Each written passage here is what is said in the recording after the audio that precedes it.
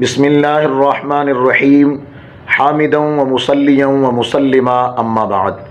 ناظرین محترم، تکبیرات تشریق کے حوالے سے کچھ اہم مسائل آپ کے گوش گزار کرنا چاہتا ہوں۔ تکبیرات تشریق کب کہی جائیں اور کس وقت کہی جائیں؟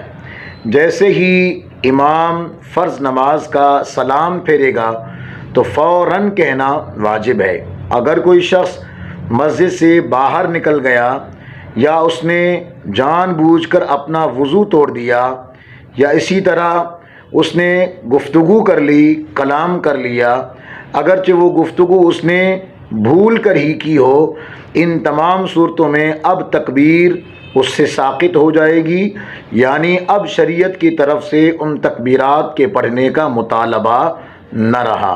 لیکن اگر بھول کر اگر جان بوجھ کر نہیں بلکہ بلا قصد اس کا وضو ٹوٹا ہے تو اس کے لیے بہتر یہ ہے کہ وہ تکبیرات پڑھ لے۔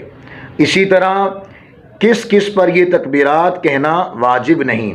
عورت، مسافر اور دیہات کے لوگوں پر تکبیرات کہنا واجب نہیں۔ اگر یہ کسی مقیم امام، وہاں کے کسی رہائشی امام کے پیچھے نماز باجماعت میں شامل ہوتے ہیں تو پھر ان لوگوں پر بھی تکبیرات کہنا واجب ہے۔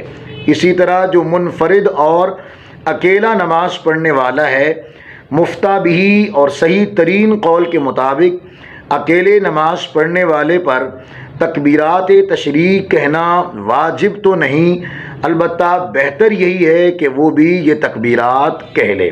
اسی طرح اگر کوئی شخص نماز میں جماعت کے ساتھ دیر سے شامل ہوا، اس کی کچھ رکعات باقی ہیں تو اس پر واجب ہیں یا نہیں؟ ایسے شخص کے لیے حکم یہ ہے کہ جب وہ اپنی ما بقیہ رکعات کو پورا کر لے گا تو ما بقیہ رکعات کو پورا کرنے کے بعد اس پر بھی تکبیرات کہنا واجب ہے۔ اگر امام تکبیر کہنا بھول جائے تو امام کے بھولنے سے مقتدی سے وہ تکبیریں ساقط نہیں ہوں گی، یعنی مقتدی کو پھر بھی پڑھ لینا واجب ہے۔ لیکن بہتر یہ ہے کہ مقتدی بلند آواز سے پڑھ لیں تاکہ مقتدی کے بلند آواز سے پڑھنے کی وجہ سے امام کو بھی یاد آ جائے۔ اللہ کریم ہمیں ان تمام مسائل کو سن کر سمجھ کر اللہ تعالی عمل کی توفیق عطا فرمائے۔ آمین بجاہ خاتم النبیین صلی اللہ علیہ وسلم۔